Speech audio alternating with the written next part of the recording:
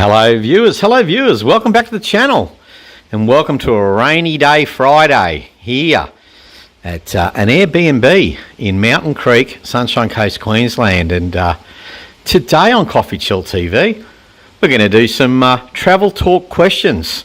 I'm going to interview myself. Let's get into it.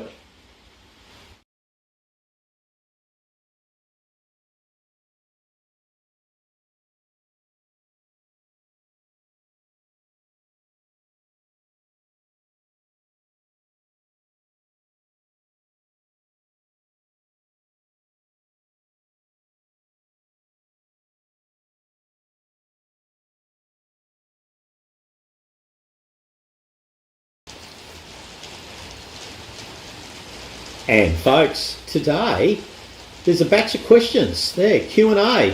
There's 23. These questions come from a recent article in the Sunday Mail, fine Sunday newspaper here in Queensland, Australia, and I'm going to answer all 23 questions of myself. So hey, if you're watching, grab a brew. Oh, that's nice. And hey, let's get into it.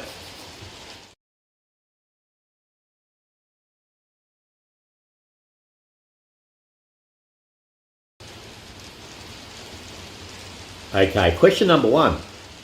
I got my first passport when?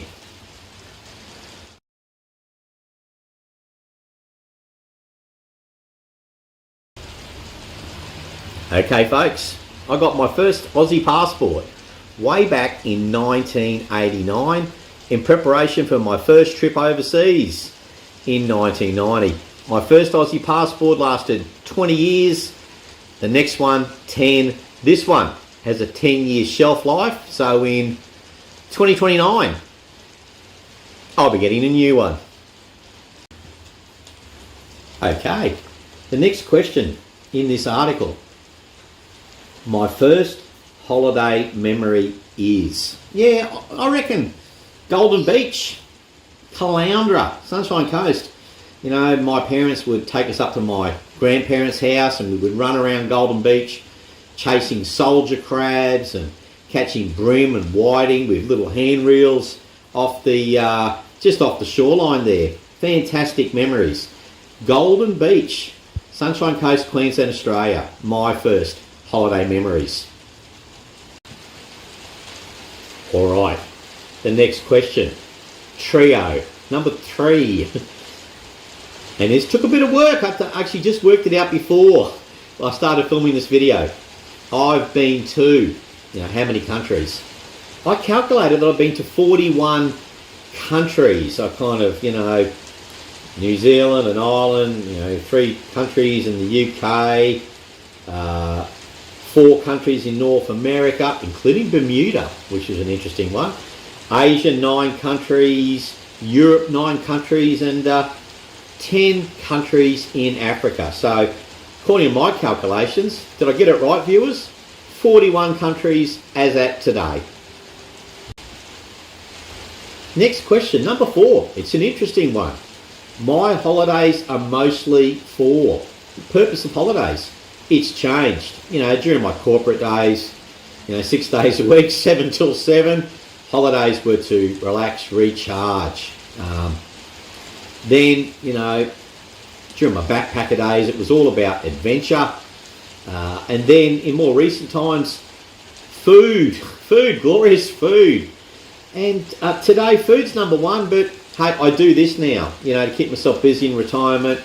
Instagram, Facebook, and Rumble, and YouTube, and TripAdvisor, and Google Guides, and X. So, food's number 1. But when I'm traveling now, I do a bit of this stuff. I do a little bit of social media content creation as a side hustle. But yeah, food's number 1. Number 5 is alive. And this question is my top spot in Australia. Have a bit of think about this one too, but based on the number of times I've been to this place, it would be Broad Beach, on the Gold Coast. And why is that? You've got the Broadbeach Mall, Pacific Fair, the casino, beautiful big open surf beach. And and from Broadbeach you can sort of go in one direction towards Surfers Paradise and Southport, and another direction towards Burleigh, and before you know it, Byron Bay and the New South Wales North Coast. So right now, yeah, Broadbeach, Gold Coast, South East Queensland, Australia, that's my number one spot.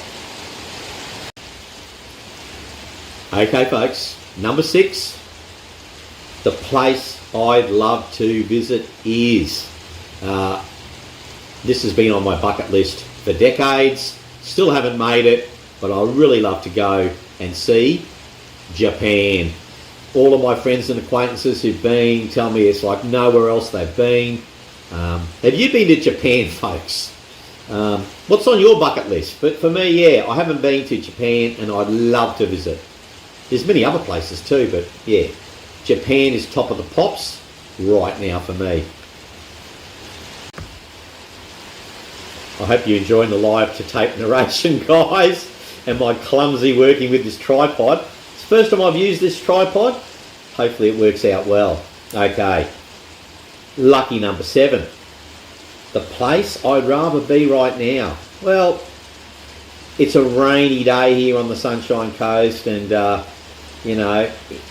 been back in Australia for a few months, and right now, if the sun is shining, I'd love to be at Nomprajak Public Park, Udon, having a nice strong brew. Yeah, that's where I'd rather be right now, on a day like this, for sure. The next question, question number 8. The place I've visited most is Thailand. First visited in 1993.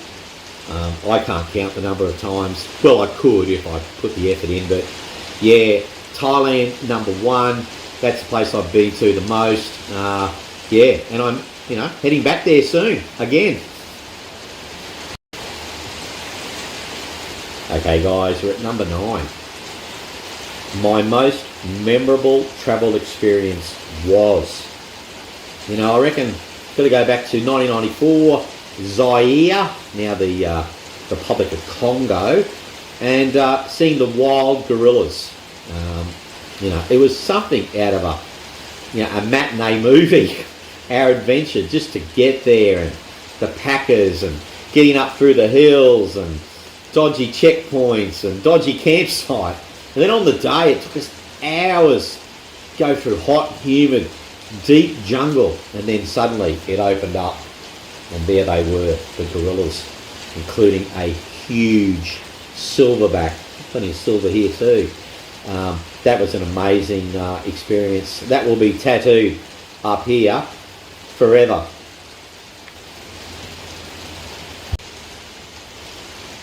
Number 10. This year, I'm travelling on to Bangkok, and then back to Udon Thani. So I mentioned Udon Thani before, Nomprajak Public Park. If you've never been to Udon Thani in Thailand, there is a video in the back catalogue, Udon Thani, a little big town story. Check that out if you have some time.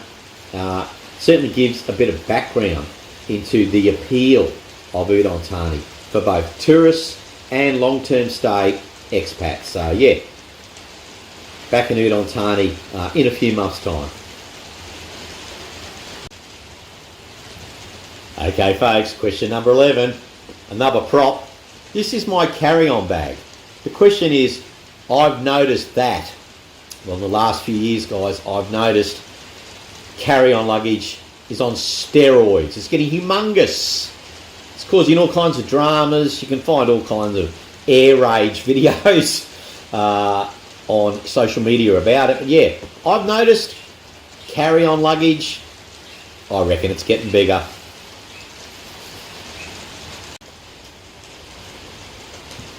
Wow, high-tech effects on CoffeeChillTV. The next question is the place that most surprised me.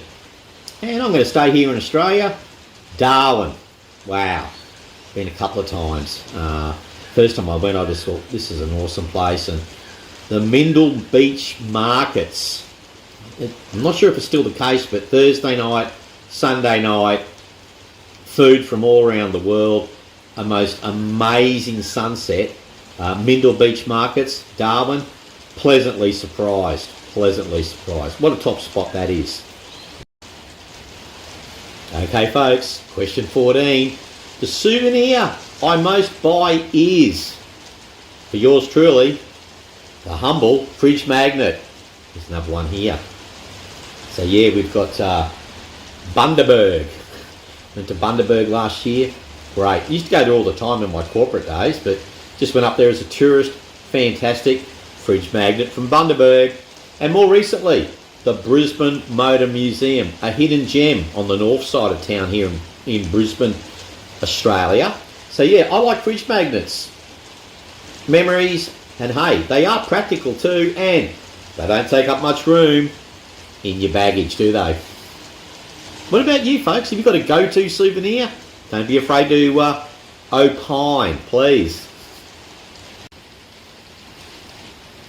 Okay folks, the next question. The worst thing to happen on a trip was, and I had a bit of a think about this, and going into the 2000s now, strategic airlines. The Australian aviation industry is littered with the carnage of failed airlines. Strategic Airlines is one of them. We flew Brisbane to Bali via Townsville on Strategic Airlines. Amazing flight. There weren't too many people on there. And we were in Bali for a couple of weeks, and halfway through our trip, travel agents ringing and texting, and Strategic Airlines has gone bust. All the planes grounded.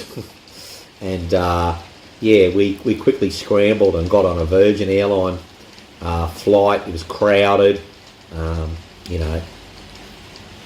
the time, we didn't mind that if it meant we had to spend a few more days in Bali. Not a bad place to be grounded.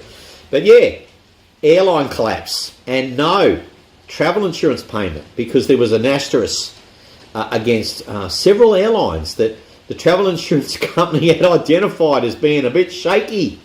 So there you go, guys. Airline collapse, planes grounded. That's probably the worst thing that happened, but it was okay in the end. It was all right. The next question is also kind of war stories-esque. The sickest I've been travelling. It's not a nice topic, is it? But for me, it isn't a clear winner. The Kenyan coast, 1994, and I got on the wrong side of a seafood curry. Yeah, I was injured for several days, and yeah, got over it. But yeah, it was pretty scary at the time. There you go. That's the sickest I've been. So nasty flashback. Let's get to the next question. The next question is the best person I've met on a plane. I haven't got any name drop stories. I'm just going to go back to a recent trip I did from Bangkok to Sydney. And I was in the end of the economy class, and I was on the window, and there was a lady from the UK, similar age to me, and a little bit of chit-chat when we first got on the plane. Then we both settled into movies, music and sleep.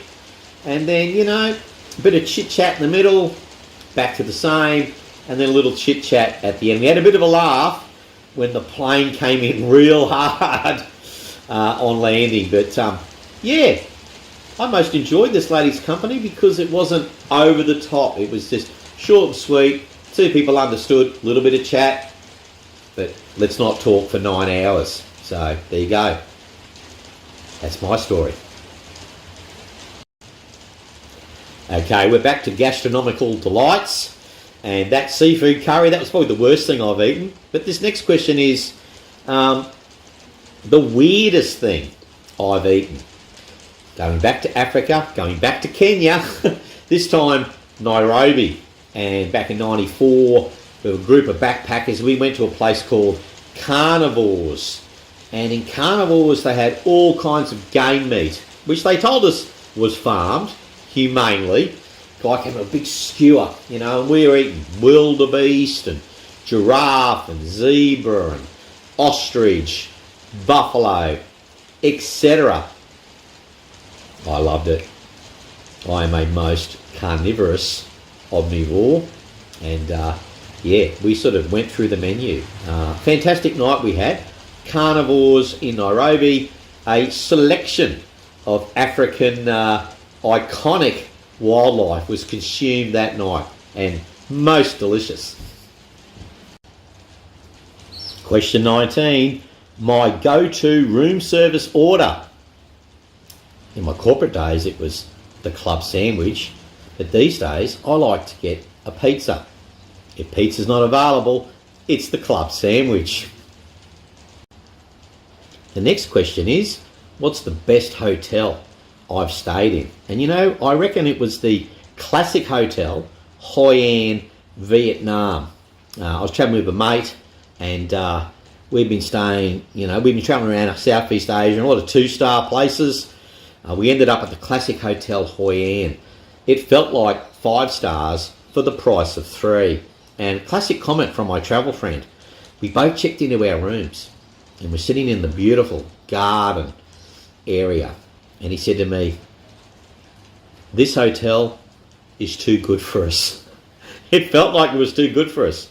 Classic hotel, Hoi An, just a magic experience. One of the best hotel experiences I've ever had. Lovely. 2 to go. 2 to go, folks. And second last question. My top travel tip. I've got to choose one. I'm going to go with the old cliche. The early bird gets the worm. And look, folks, nowadays, with mobile technology on our phones and devices, you know, get to the terminal, bus terminal, boat terminal, plane terminal, train terminal. Get there early and just, you know, be early. That's my number one tip. And here we go, folks. The final question. The old philosophical. Travel has taught me. It's taught me many things, but kind of dovetailing from the previous answer, travel has taught me patience. Okay, you know, I had a flight years ago, got delayed by 6 hours. You know, walked around the airport, read the newspaper. I read a couple of newspapers, had several coffees. Travel has taught me patience. There you go. Voila. There we go, folks. I hope you enjoyed the Q&A with myself. Maybe you might cherry pick some of those questions. I think the last one, what's travel taught you? Don't be afraid to opine. And hey guys, there's heaps of travel videos in the back catalogue of CoffeeChillTV. Don't be afraid to like, share, subscribe, comment, and we'll see you in the next one. As always, cheers to you. Cheers just for watching.